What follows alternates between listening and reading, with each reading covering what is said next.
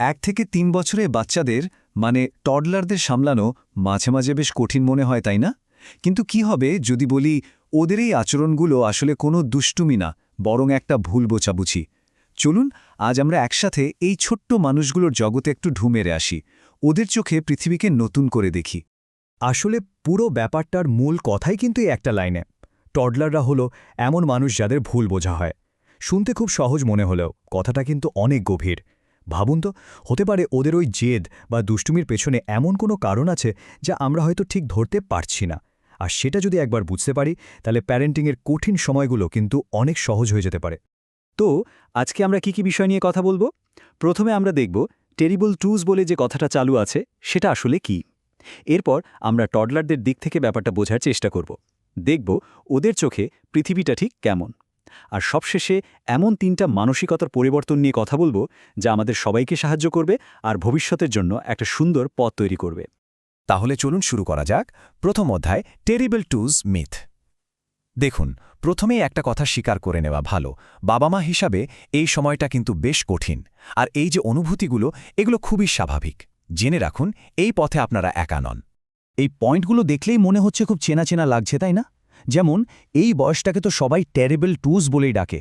বাচ্চারা একদম কথা শুনতে চায় না, আর ঠিক যখন সবচেয়ে বেশি দরকার তখনই হয়তো মেজাজ দেখিয়ে কান্নাকাটি শুরু করে দেয়। নতুন কিছু দেখলেই সেটা ধরতে দৌড়াবে, একটু খোলা জায়গা পেলেই ছুট। আর খাওয়া, ঘুম বা টয়লেট ট্রেনিংয়ের ঝামেলা তো আছেই। আর এই সব সামলাতে গিয়ে আমরা কি করি? প্রায়ই হয়তো ভয় দেখাই বা কিছু লোভ দেখাই, না হলে টাইম আউটের মতো কিছু একটা করি। কিন্তু মনে মনে কি প্রশ্ন জাগে না যে এগুলো কি আসলেই ঠিক? এগুলো করে কি লম্বা সময়ের জন্য কোনো লাভ হয়? এই প্রশ্নগুলোর উত্তরই আমরা আজ খোঁজার চেষ্টা করব।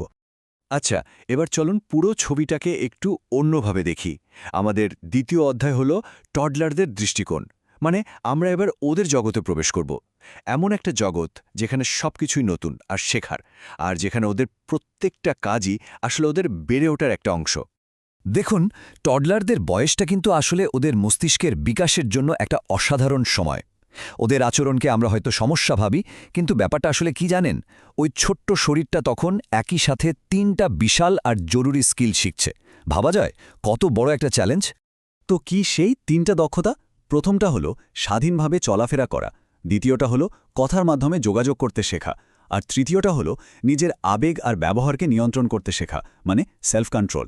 তাই আমরা ওদের আচরণে যে এলোমেলো ভাবটা দেখি সেটা কিন্তু দুষ্টুমি না, ওটা আসলে ওদের শেখারই একটা স্বাভাবিক প্রক্রিয়া। তাহলে প্রশ্ন হলো, আমরা ওদের এই শেখার পথে কিভাবে সাহায্য করতে পারি? এখানেই মন্টেসরি পদ্ধতির একটা খুব সুন্দর ধারণা আছে। আমাদের তৃতীয় অধ্যায়, তাদের চোখে দেখা। এই পদ্ধতিটাই আমাদের শেখায় কি করে ওদের দৃষ্টিকোণ থেকে পৃথিবীটাকে দেখতে হয়। তো মন্টেসরি পদ্ধতি কি বলে? টডলারদের আসলে কি দরকার? তাদের এমন একটা পরিবেশ দরকার যা তাদের নতুন কিছু শিখতে উৎসাহ দেয়। তাদের এটা ফিল করা খুব জরুরি যে আমরা তাদের কথা শুনছি, তাদের বুঝতে পারছি।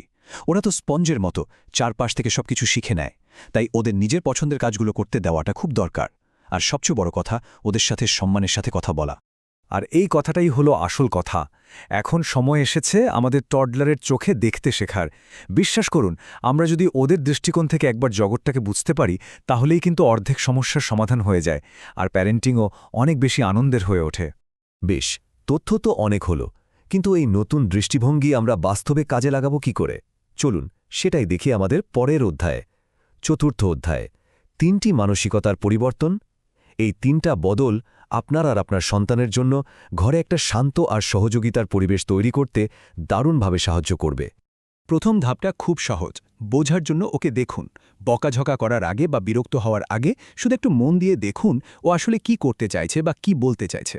দ্বিতীয় ধাপ, একটা স্পেস তৈরি করুন। মানে ঘরটাকে এমনভাবে নিরাপদ করে গুছিয়ে রাখুন যেখানে বেশিরভাগ জিনিসই ওর জন্য না নয়, বরং যেখানে ও স্বাধীনভাবে সবকিছু দেখতে পারে, ছুঁতে পারে। আর 3 নম্বর এবং সবচেয়ে জরুরি ধাপটা হলো সম্মানের সাথে নেতৃত্ব দেওয়া। মানে কঠিন সময়ে ওদের পাশে থাকা, ওদের সাথে মিলে কাজ করা। শাস্তি দিয়ে নয়, বরং ভালোবাসা আর সম্মান দিয়ে পথ দেখানো। আর এই যে পরিবর্তনগুলোর কথা বললাম, এগুলো কিন্তু শুধু আজকের দিনের জন্য না, এটাই আমাদের শেষ অধ্যায়, ভবিষ্যতের জন্য বীজ বপন। এটা আসলে একটা দীর্ঘমেয়াদী বিনিয়োগ যা আপনার সন্তানের ভবিষ্যতের ভিতটাকে শক্ত করে গড়ে তুলবে। এই পুরো চেষ্টার লক্ষ্যটা কিন্তু চটজলদি কোনো সমাধান খুঁজে বের করা নয়, বরং লক্ষ্যটা হলো ওদের মধ্যে কৌতূহল আর দায়িত্ববোধের বীজ বুনে দেওয়া। এই যে ছবিটা দেখছেন, একটা ছোট্ট চারাগাছের মতো যত্ন আর ভালোবাসা পেলে যেমন গাছটা ধীরে ধীরে বড় হয়, আমাদের সন্তানেরাও ঠিক সেভাবেই বেড়ে ওঠে। আর সবকিছুর শেষে সবচেয়ে বড় প্রাপ্তিটা কি জানেন? এই বোঝাপড়া আর সম্মান আপনাদের মধ্যে একটা সুন্দর সম্পর্কের ভিত তৈরি করে দেবে। এমন একটা সম্পর্ক যা শুধু এই ছোটবেলায় নয়, বরং আগামী বহু বছর ধরে মজবুত থাকবে। আর এই সম্পর্কটাই কিন্তু হবে আপনার সন্তানের জীবনের সবচেয়ে বড় একটা শক্তি। তাহলে আজকের মতো আলোচনা এখানেই শেষ করছি। তবে যাওয়ার আগে শুধু একটা প্রশ্ন রেখে যাই, কেমন হতো যদি আমরা আমাদের টডলারদের কাজে বিশৃঙ্খলা না দেখে তাদের পৃথিবীকে জানার ওই অফুরান্ত কৌতূহলটাকে দেখতাম?